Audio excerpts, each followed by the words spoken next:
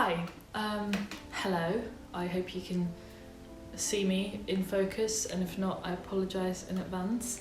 So today I've got a really big pile of books. There's even more than this, and they're all in some way about mushrooms. And if you've been here for a while, you probably really know that I love mushrooms. It's a bit of a very big interest of mine, and just sometimes it's really fun to watch books, because if you don't own them, you can't see what's in them. So I'm going to open these books for you, and you're going to be able to look inside and enjoy the mushroom drawings, illustrations, and some of them are actually just books with letters, but that's fun too. I really hope you enjoy this video, and if you have any questions, just put them down in the question box and I'll do my best to answer them. And if you have any more book recommendations, I'd love to hear about them. So let's get started.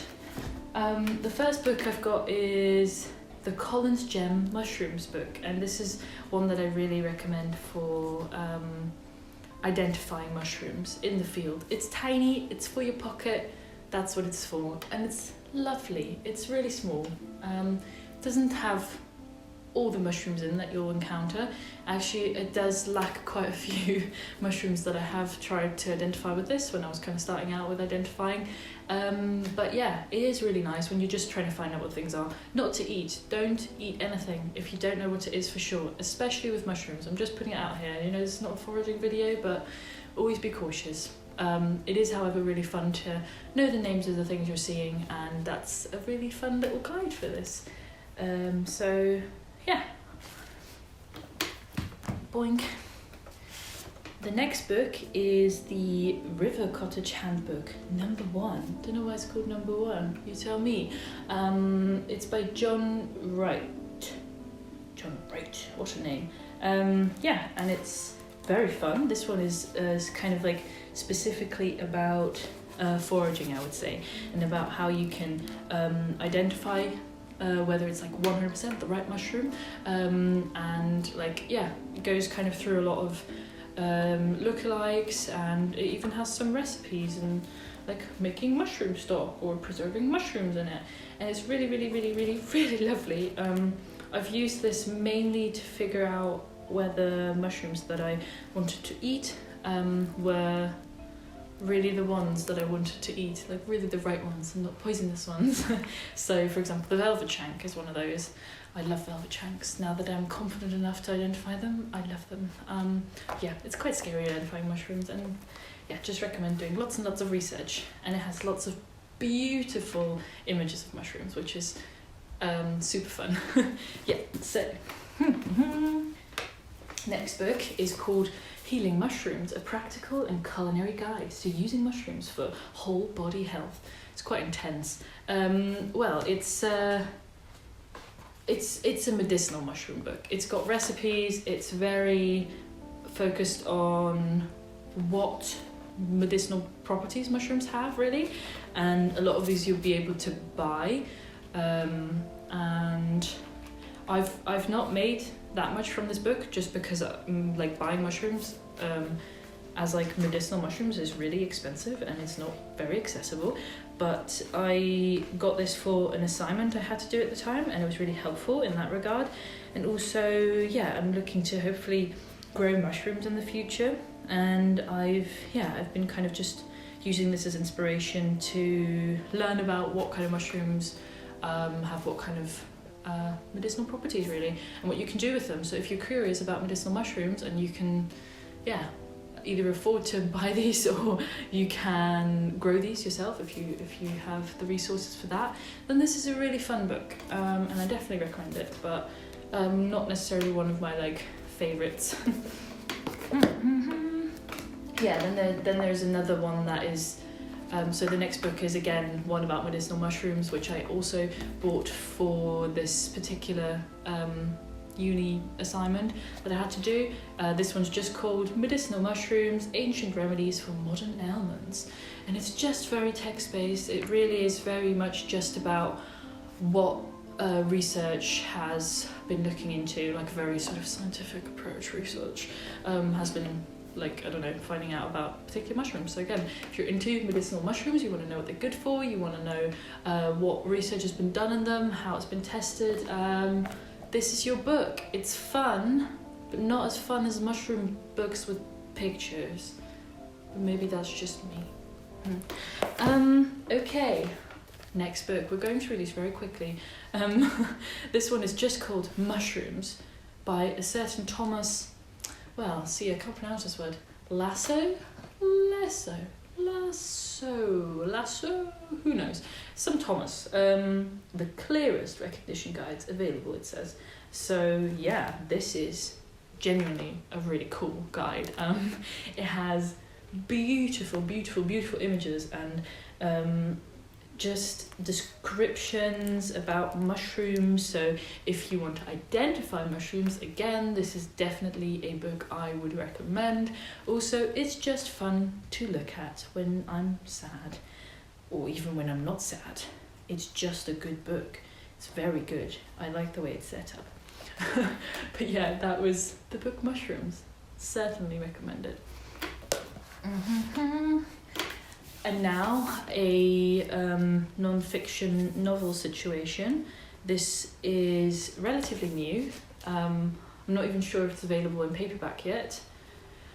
Yeah, I bought it hardback again for a uni assignment presentation, which I didn't even get a good grade for because I am not very good at explaining the science of mushrooms. I'm more like, mushrooms are so fantastic and they talk to each other. Oh my god, mushrooms. And they were like, you need to be more scientific. Okay, well, anyway, I did love this book. I have listened to it, I have read it in paper form as well as in hear form, and it is amazing. And Merlin Sheldrake has a very lovely, soothing voice. So I actually really recommend listening to this as an audiobook. Sorry, I forgot to say the title. It's called Entangled Life, How Fungi Make Our World, Change Our Minds and Shape Our Futures. Like, this book, if you want to know sort of general cool stuff about fungi, what they are, what they can do, the potentials if we start kind of looking into them more and working with them more, yeah, it's all in this book. It's fantastic. It covers most things very broadly, but also does go in depth. So just a lovely book. Definitely recommend it. And now, one of my favourite identification guides, which if you identify mushrooms, you have probably come across. It is the Roger Phillips Mushroom Guide. Roger Phillips, generally brilliant guy. He's very lovely. Such good books. I can only say wow over and over again. I have some back behind me here as well for wildflowers and wild foods and all sorts. Like, he has all sorts of great guides, including a mushroom guide. So this is the newer version. I also have the older version, and they have them in different languages. I don't know why I have so many of this man's books, but I just really like them. Yeah, it's fantastic in terms of it's photography. It helps with identifying more than most books, I'd say. It's really one of my sort of most used mushroom guides. I won't necessarily take this into the field, but if I'm like going on a specifically just like I'm gonna look for mushrooms sort of trip, then I take this. It's brilliant. Love it. I love it. Okay, next book. Okay, we're going towards the end now. This is, I don't even know where to begin with this one. Radical Mycology by Peter McCoy. If you have been searching the internet for mushroom related things, courses, whatever, you might have come across this book or Peter McCoy's mushroom courses online. Which I would love to do if I had the money, but oh my god, they look really good. Radical Mycology, holy shit, this is like the best present I've ever received. The best book ever, honestly. It is huge. It's like the mushroom like Bible, not gonna lie. It has everything. So like if you're really wanting to go into deep dive depths of like knowing all the sort of intricate scientific details, as well as like how to grow them yourselves, what the medicinal like properties are, as well as like the ethnobotanical, ethnomushroomical, I don't really know the word, but like yeah, just cultural facts and histories about mushrooms, how they're used. This is your book, honestly, beautiful book, has fantastic photographs, everything. It's fun, it's inspirational.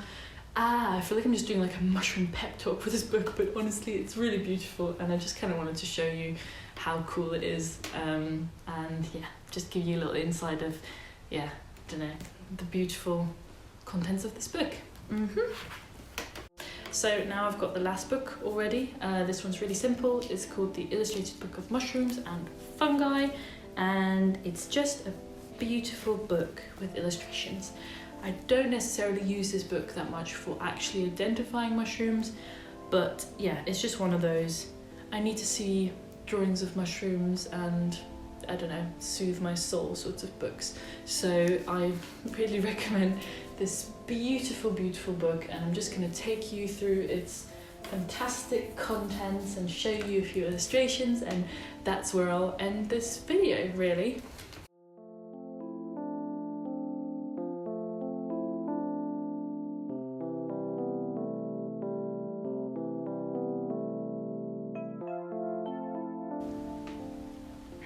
So, this was just brief and lovely, tiny little video about fungi, mushrooms, decomposers.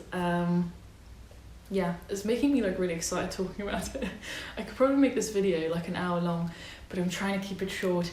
And yeah, I really hope you enjoyed kind of this little insight into some of the nicest books that I have about mushrooms, and that you had some fun, some visual fun watching me look through these books.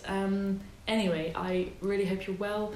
I hope you are taking good care of yourself, and that you are able to, yeah, be okay. And yeah, I don't really know how to end this. I just, yeah, recommend me more books if you know of any more cool mushroom books, and podcasts, movies, anything. There's a movie called Fantastic Fungi. It's very dramatic. It's very like fungi will save the world sort of attitude, but it has some nice visuals in it, and you can just turn the volume off and just watch the visuals for soothingness. Anyway, yeah, you can follow me on Instagram, where I occasionally post about mushrooms, and